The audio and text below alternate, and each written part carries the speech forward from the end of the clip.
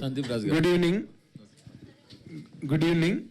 మీరు congratulations for making a very different film, కంప్లీట్గా away from the regular routine. కానీ మీ ఫాస్టెస్ట్ 100 ఈ ప్రయాణంలో మిరాయి లాంటి ఒక పెద్ద హిట్ వచ్చిన తర్వాత where do you place this film in your journey? First correction అంటే మేము తీసే అంటే మాకున్న స్లేట్ మేము చేసే మూవీస్లో we will get to fastest 100 అని. అంటే ఫాస్టెస్ట్ 100 చేయడానికి we don't have a slate, అంటే we don't build the slate. అంటే నేను ఒక పాన్ వరల్డ్ మూవీస్ చేయాలని, అక్రాస్ లాంగ్వేజెస్, అక్రాస్ జోనర్స్ చేయాలన్న ఆబ్జెక్టివ్తో we set up the company People Media Factory అని. సో మా కంపెనీ గోల్స్ విజన్ ప్రకారమే we want to do different genre movies.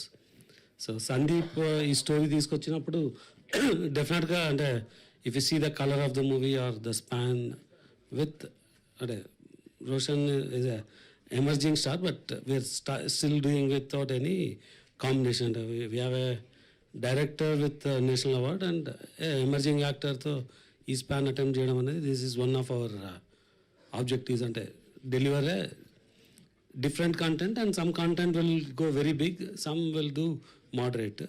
So అలా ప్రతి కంటెంట్ని అటెంప్ట్ చేయాలని it's part of that. So how do you certify this film? I certify this as a different movie. It has all the elements of trying to attempt to do something different another. So 70-80% has come very well. Definitely like any other movie 10-20% learnings ఉంటుంది. అది దీనిలోనే ఉన్నాయి. సందీప్ రాజ్ గారు, సినిమాకి సరే reviews వస్తుంటాయి, positive వస్తాయి, negative వస్తాయి, మిక్స్డ్ వస్తాయి, ఇవన్నీ వస్తుంటాయి.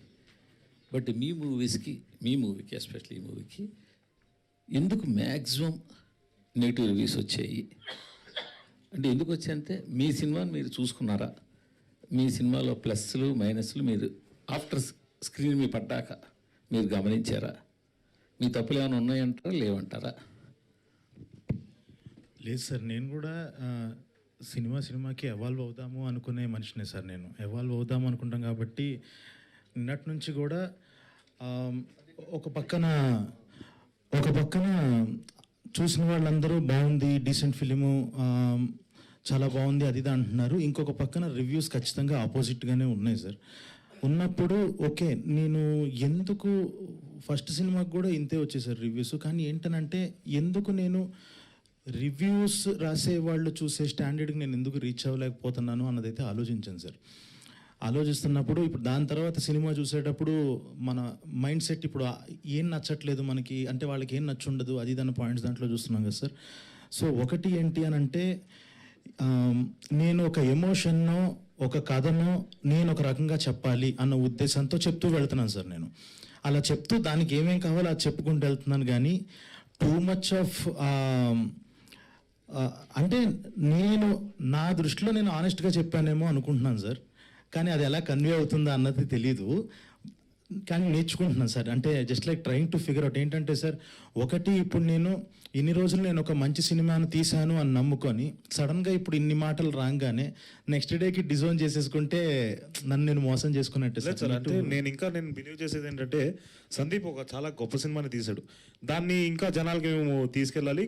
కొన్ని అంటే ఇప్పుడు ఒక 100% సినిమాలో ఒక 1-2% లూప్ హోల్స్ ఉండొచ్చు, ఎందుకంటే బికాస్ ఇంత ప్రాసెస్లో కొన్ని ఇగ్నోర్ కొట్టచ్చు. But I think we have a very good cinema in our hands. Audience థియేటర్కి వచ్చి చూస్తే దే విల్ డెఫినెట్లీ ఎంజాయ్ అని అయితే నమ్ముతున్నా సార్. సినిమా తీసేది మీకు ఉండొచ్చు, నేను కాదని అంటలేదు. ఇప్పుడు ఆయన మీలాంటి ఒక యంగ్ హీరోకి సెకండ్ ఫిల్ము ఒక మంచి రీజనబుల్ బడ్జెట్ పెట్టి తీసింది, ఒక కమర్షియల్ లవ్ స్టోరీ. దాన్ని ఆయన ఇందాక ఆయన చెప్పినట్టు నేను హానెస్ట్గా నేను ఎలా అనుకున్నానో అలా తీసాను, అది వాళ్ళకి వాళ్ళ స్టాండర్డ్ ఏదైతే చెప్పారు కరెక్టే. కానీ సినిమా స్క్రీన్ మీద చూసిన తర్వాత ఇలా కాకుండా ఇంకోలా చెప్పుంటే బాగుండేదేమో మీకు ఎక్కడైనా అనిపించిందా? లేదు సార్, అంటే చూడాలి సార్, ఇంకొంచెం ఆలోచించుకోవాలి. ప్రస్తుతానికైతే నాకు ఓకే బాగానే కన్వే అవుతున్నాయి కదా ఎమోషన్స్. నేను ఎమోషన్స్ కన్వే చేద్దాం అనుకునే మనిషిని సార్. బాగా కన్వే అవుతున్నాయి అని అనుకుంటున్నాను సార్. నిజంగా కొంచెం కొన్ని రోజులు అయిన తర్వాత ఆ స్టేట్ ఆఫ్ మైండ్తో చూస్తే ఇంకా బెటర్. నేను ఇక్కడ చిన్నది యాడ్ చేస్తాను. చెప్పండి. జనరల్ నేను ఇంటరప్ట్ చేయను, బట్ పర్లేదు, చెప్పండి. మనం దీన్ని ఒక క్యూఎండే కాకుండా జనరల్గా జరగవు ఓపెన్ డిస్కషన్ కాదు, ఆనెస్ట్గా ఓపెన్గా డిస్కస్ చేద్దాం. ఫస్ట్ మనకు ఒక స్టాండర్డ్స్ ఉండవండి. జనరల్గా రివ్యూ స్టాండర్డ్స్ మామూలుగా చాలా ఇండస్ట్రీస్లో చాలా వర్క్ ప్రాక్టీసెస్లో ఒక స్టాండర్డ్స్ డిఫైన్ అయి ఉంటుంది. ఆ స్టాండర్డ్స్ ఉంటే చాలా హెల్ప్ అవుతుంది. పర్టికులర్గా అంటే నేను రివ్యూస్ గురించి మాట్లాడకూడదు అనుకున్నాను, బట్ టాపిక్ వచ్చింది కాబట్టి చెప్తాను.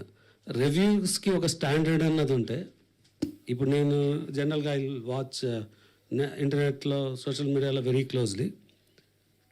దీనికి ఇచ్చిన రివ్యూ నెంబర్స్ ఒక స్టాండర్డ్స్ లేని ప్రాక్టీస్లో వచ్చిన నెంబర్స్లోనే అనిపించింది. కొన్ని చోట్ల, అన్ని చోట్ల కాదు. కొన్ని ప్లేసెస్లో ఆనెస్ట్ రివ్యూస్ ఉన్నాయి. అంటే ఇక్కడ పేస్ తక్కువ ఉండొచ్చేమో, ఎక్కువ ఉండొచ్చేమో. సందీప్ రాజ్ చేసిన కలర్ ఫోటో మూవీ ప్రకారం హౌ వి షో ఎమోషన్, దీనిలో అది ఎక్స్పెక్ట్ చేసి అది లేకపోవచ్చు అని అనిపించవచ్చు. అలా కొన్ని జినైన్ రివ్యూస్ ఉన్నాయి, కొన్ని స్టాండర్డ్ లేని రివ్యూస్ ఉన్నాయి. అంటే 100% దీన్ని ఎంత డీప్ డిబేట్ చేసినా నేను దాన్ని జస్టిఫై చేయగలను. బట్ మూవీ నేను చెప్పినట్టు ఒక 70-80% it is in line. And చాలామందికి అంటే ఇది ప్రెడిక్టబుల్ స్టోరీ అని. ఆ పర్సన్ రియల్గా నా దగ్గర వచ్చి కూర్చుంటే ఎంత డెప్త్ గల నేను ప్రూవ్ చేయగలను. అంటే హౌ యూ కెన్ ప్రెడిక్ట్, అంటే అలా అంటే ఏ సినిమా అయినా ప్రెడిక్ట్ చేయొచ్చు. హీరో వచ్చి విలన్ని చంపేస్తాడు అన్నట్టు, లేకుంటే హీరో విలన్ని డిస్ట్రాయ్ చేస్తాడు అన్నది ఏ సినిమాలో అయినా ఉంటుంది. బట్ సీన్ టు సీన్ వెళ్తే ఈ సినిమాలో 100% you cannot predict what is the next scene. End ఏమవుతుంది అనేది ఎవరైనా చెప్పచ్చు, కానీ దీని ఎండ్ కూడా ప్రెడిక్ట్ చేయలేరు. ప్రిడిక్టబిలిటీ గురించి అడగట్లేదు, జనరల్గా రివ్యూ స్టాండర్డ్స్ చెప్తున్నాను. స్టాండర్డ్స్ సినిమా లైను సరే, ఏ సినిమా లైన్ ఏదో ఒకటి ఉంటుంది, దాన్ని తీసుకోవడం వరకు నేను కాదట్లేదు. ఇందులో కూడా డిఫరెంట్గా ముందు కొంచెం ప్రిడిక్టబుల్ లైన్ అనిపించినా కొంచెం డిఫరెంట్గానే టేకప్ చేశారు.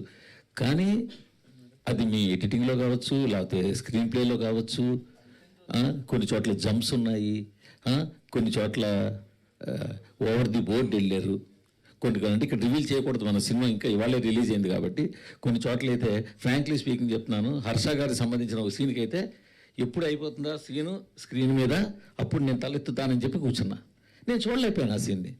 ఎందుకంటే ఇప్పుడు ఒక యంగ్ లవ్ స్టోరీలో అంత క్రూయాలిటీ చూపించాల్సిన పని లేదు కదా. అది చూసుకోవాలి కదా మీరు. మన టార్గెట్ ఆడియన్స్ ఎవరు, వాళ్ళు చూడాలి కదా, వాళ్ళు ఇబ్బంది పడకూడదు కదా అన్నది చూడాలి. అలాగే ఇప్పుడు మీరు హీరో మీద సినిమా తీస్తున్నారు, హీరో మీద సినిమా తీస్తున్నప్పుడు హీరో అంటే విలను హీరో ఇద్దరు సమానంగా క్యారెక్టర్లు ఉంటాయి, ఎలివేషన్ ఉంటుంది. హీరో ఎంత బలంగా ఎలివేట్ అయితే హీరో క్యారెక్టర్ అంత ఎలివేట్ అవుతుంది, అంతా ఓకే, అదంతా ప్రాక్టికలే. బట్ ఇక్కడ చూస్తే అసలు ఇంకా హీరోని బాగా తగ్గించిపోయినట్టుగా అనిపించింది నాకు కొంచెం. మీరు అసలు హీరో మీద యాక్షన్ సీన్ లేదు కానీ విలన్ మీద పెద్ద యాక్షన్ సీన్ పెట్టారు. అది కొంచెం డిఫరెంట్ అని మీరు అనుకుని ఉంటారు. కానీ ఈ సినిమా వేరు, ఈ సినిమా ఒక కమర్షియల్ మాస్ లవ్ స్టోరీ. దీన్ని ఎలా డీల్ చేయాలో ఆ రేంజ్లోనే డీల్ చేయాలి. దీన్ని నేను డిఫరెంట్గా తీస్తానంటే జనాలు యాక్సెప్ట్ చేస్తారా అన్నది. మీరు రివ్యూస్ని స్టాండర్డ్స్ని ఎట్లయితే మీరు ఇంటర్నేషనల్ స్టాండర్డ్స్లో రివ్యూస్ లేవని మీరు అంతే అని ఉండొచ్చు, బట్ అదే స్టాండర్డ్స్లో సినిమా కూడా ఉండాలి కదా. అది నేనేది లేదు సార్. ఒకటి మీరు చెప్పిన పాయింట్లో సార్, నేను ఫస్ట్ ఒక డైరెక్షన్ అన్నది మొదలుపెట్టినప్పటి నుంచి ఫస్ట్ దాంట్లో సెకండ్ దాంట్లో నాకు ఇలాంటి ఇంటెన్స్ సీన్స్ చూపించడం ఇష్టము సార్. నాది అది నేను అలా టచ్ చేద్దాము అని అనుకోని నేను ఆ కైండ్ ఆఫ్, అంటే ఇప్పుడు అందరూ ఒకే కైండ్ ఆఫ్, ఇప్పుడు ఒక్కొక్కళ్ళు ఒక్కొక్క డైరెక్టర్ది ఒక్కొక్క స్టైల్ ఉంటుంది కదా సార్. నేను అలాంటి ఒక హార్డ్ హిట్టింగ్ సీను, ఒక డిస్టర్బింగ్ సీను ఇలాంటిది ఉండాలి అంటే ఉండాలని కాదు, కానీ నా కథలో నేను రాసుకునేటప్పుడు నేను అలాంటివి తీసుకొని చేస్తాను సార్ నేను అది. సో అదొకటి. జస్ట్ లైక్ ఒక అంటే స్టేక్స్ పెరుగుతూ వెళ్తూ it should be disturbing and highly ఎమోషనల్లోకి వెళ్ళాలి. నా సినిమాలో అని కేర్ తీసుకునే ప్రాసెస్లో చేయబడింది సార్ ఇది. అండ్ ఇంకొకటి విలన్ క్యారెక్టర్ దాంట్లో కూడా సార్ ఒకటి చెప్పింది ఏంటంటే ఫస్ట్ హాఫ్ అంతా ఒకటి చూపించి సెకండ్ హాఫ్ ఇంటర్వెల్కి వాడు కూడా జస్ట్ లైక్ మనకి ఇప్పుడు ఏదైతే ఉందో ఇంకా సెకండ్ హాఫ్లో విలన్ క్యారెక్టర్ ఎస్టాబ్లిష్ చేసిన తర్వాత ఆ ఫైట్, ఆ క్యారెక్టరైజేషన్ ఎందుకు అని అనుకున్నానంటే సార్ వెరీ బేసిక్ థింగ్ అది. సో ఇప్పుడు ఫర్ సపోజ్ నేను చేశాను అనుకోండి సార్ ఆ విలన్ క్యారెక్టర్, మేమిద్దరం ఎదురెదురుగా నుంచుంటే ఓకే వీళ్ళిద్దరు ఎప్పటికైనా ఉండొచ్చు అని. ఆయనలో మెంటల్లీ హీఈస్ విక్డ్. ఆ క్యారెక్టర్ అది ఉన్నా కూడా ఆయన ఫిజికల్లీ ఎంత స్ట్రాంగో అది చూపించడానికి, హీరోకి మనం చూపించడానికి 1 గంట 20 నిమిషాలు హీరోని మొత్తం ఎస్టాబ్లిష్ చేసి వాళ్ళకి అది చూపించాము. విలన్ది నేను ఒక 20 నిమిషాలు తీసుకున్నా. ఇప్పుడు వీళ్ళిద్దరికీ 1-on-1 రాబోతుంది అని అన్నట్టు అలా ప్లేస్ చేసి ఆ స్టైల్లో చెప్దాము అని అనుకున్నా సార్. నా ప్రయత్నం అంతా అది. విశ్వప్రసాద్ గారు సార్, అంటే ఈ సినిమా అన్ఫార్చునేట్గా అఖండ